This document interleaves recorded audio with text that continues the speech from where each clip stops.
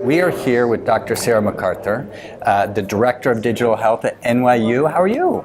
Doing well. Thanks so much. Very excited to be here. It is great to be here. So tell us what's going on at NYU. You guys have been doing so much lately, and I'd like to hear from you on the innovation side of things, what you're up to. Yeah, so NYU, like many academic medical centers, we really have a tripartite mission. And within the technology sphere, the correlates of that are we have the Institute for Innovations in Medical Education. So how does technology, how do we meet those traditional academic medical center goals of education, research, to discover, to research, and to serve or to care. So the correlates at NYU are IIME, and then we have the Center for Healthcare Innovation and Delivery Science, which is a reinterpretation of a traditional research model. And then we also have MCIT, the Medical Center IT area. And what we're really doing is we continue to bring all three of those groups together to create this virtuous cycle where education is feeding into research, which is feeding into delivery of care of patients. And we're really ramping up. We've done a terrific job in general of building up innovations internally and spinning it out, which is very much the traditional model for many academic medical centers and universities. You get a grant from NIH, you build something, and then you seek to spin it out or use it to improve your own systems and your own delivery.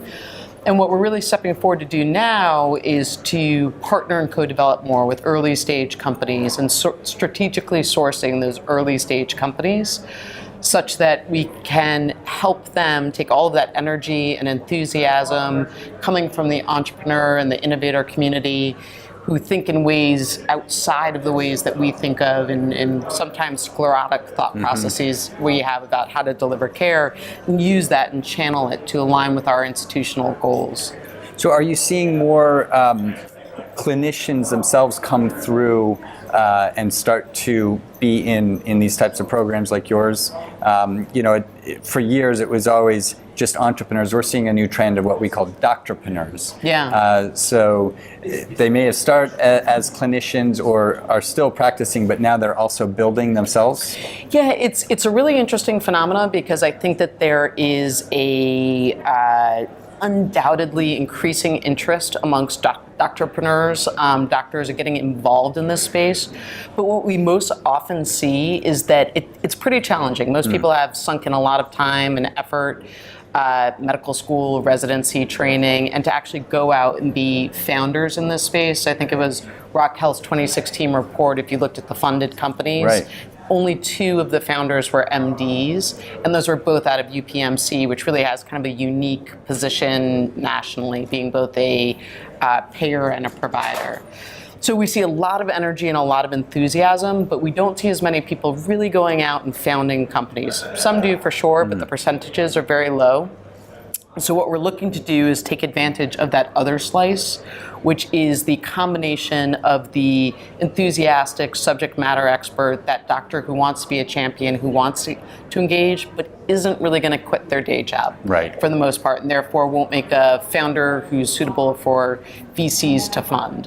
So, but to connect those people to the entrepreneur community, to a company that's already en route, such that you're getting what you really need, the knowledge base, the true understanding of the clinical workflows, the pain points, into the hands of the entrepreneurs and the engineers who can then create a concrete intervention or product that will help solve, most importantly, our patients, but also our problems. What needs to change throughout the whole academic process in order to sort of bridge the gap?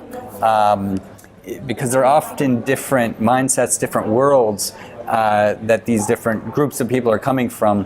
One is takes risk, and they tend to train, to avoid risk throughout medical school. So what needs to change, or what is changing? I think that's an outstanding point. I was actually a startup prior to matriculating at medical school, and the way you have to be in the world and the way your brain works, being an entrepreneur is very much about expansive, having ideas. A touch of grandiosity actually goes a long way. Being a physician, you have to be extremely detailed, focused, and never miss a single item. My colleague, Dr. Christopher Morris, and I are both hospitalists, and really one mistake can have negative consequences quite quickly. So bringing together those people, the subject matter experts, is a key element, and lowering that barrier to connection, because you have all this enthusiasm, this interest. The physicians, the nurses, the care providers are seeing day in, day out how our flawed systems, delivery processes are affecting our patients. They really want to engage and change. But it's very difficult often for them to find the people who are partner with them, those potential co-founders or that company that they want to advise. And what are you most excited about over the next few years? What's giving you hope that things are transforming in the way that they need to?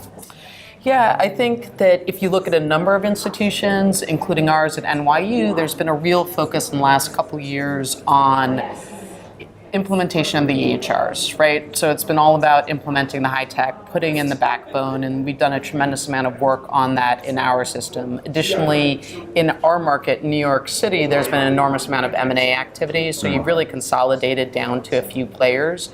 And a lot of the innovation that has occurred is, in some parts, innovation in business model. Right. And in structure of our organizations and our enterprises. And it's New York and it's healthcare, but we're always going to look and push for the next step. And so there is there's been an awareness for a while, and now there's increasing bandwidth as we've really completed those EHR. I mean, we just finished our last integration with the most recent health system that we bought in the falls. We purchased a large health system in Brooklyn, Lutheran, or full asset merger. And so we really get to start leveraging the capacity of that backbone. So there's a great foundation that's been laid, and now you can really launch off of that. Exactly. And then the people who've really been dedicated, whether it's the in-house technologists, business people, et cetera, who've really had their heads down, focused on making these things happen, there's a little bit of extra room to expand more outwardly. So from your vantage point, what should more entrepreneurs, doctorpreneurs be focusing on for the future? What's terrific about a conference like Health 2.0 is it helps provide the North Star, where we might end up in 5 to 10 years, a little bit of the visionary future. And what you really need to do is break it down into concrete steps about what are the needs of institutions right now, where are our patients actually at. So, for example, a patient engagement intervention, so something that's really going to communicate and reach patients wherever they are. And you might imagine that in 2 years, it might be Facebook, especially for our patients who are in the FQHCs and use prepaid or burner cell phones whose addresses might change often. It's hard for us to find those patients. Right. But the technology isn't there in that sphere yet. Really where our patients are SMS texting. So that's, starting with SMS texting. So have your vision for where you think things should go with your experience in life of consumer technology, because the delta is so huge. Right. Who would think SMS texting wouldn't necessarily be innovative in our space, but it is for our world in healthcare. And think about how meet the providers where they are right now and where their needs are right now, while still maintaining that vision of how you might push the future in 2 years, 3 years.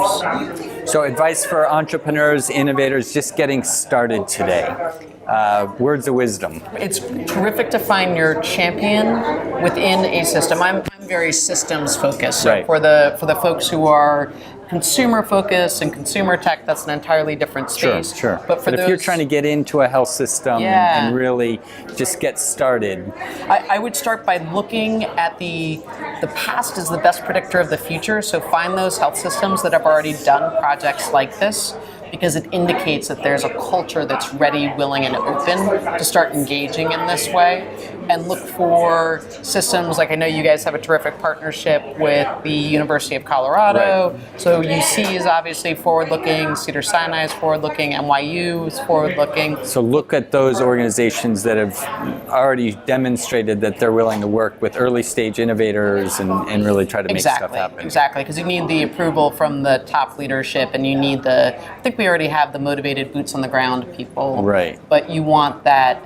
the ability for the leadership has already demonstrated that they will say yes and that they're going to embrace these types of endeavors. And for those trying to get into NYU, what's the best pathway for doing that? Is through the innovation arm? Is it? Yeah, so reach out to me, Dr. Sarah MacArthur. It's just sarah.macarthur@nyu.mc, and my colleague Christopher Morris, christopher.morris@nyu.mc.org. And we'll post those links in the show notes. Yeah. Well, thank you for doing everything that you're doing. It does take a village. You need people with the mindset of sort of forward progress at every angle, and it's great to see everything that you're doing at NYU to support innovators. So thank you. Great, thanks so much.